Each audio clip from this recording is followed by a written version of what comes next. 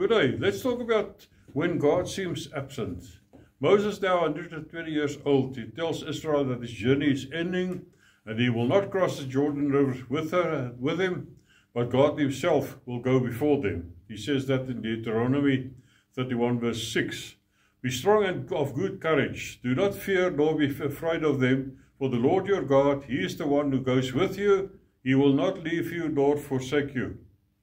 Then God gives Moses a sobering prophecy for when his people will turn to foreign gods.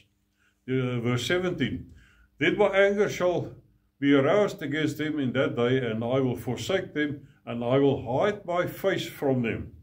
This hide my face describes the time when God's presence seems absent, not because he's gone, but because sin and other attractions blinds people to his hand. When God hides, it's not rejection, it's an invitation. His absence stirs the soul to search for him. David understood this very well. Psalm 27 verse 8. When you said, seek my face, my heart said to you, your face, Lord, I will seek. Divine idleness is not divine indifference. It's a father calling his children home.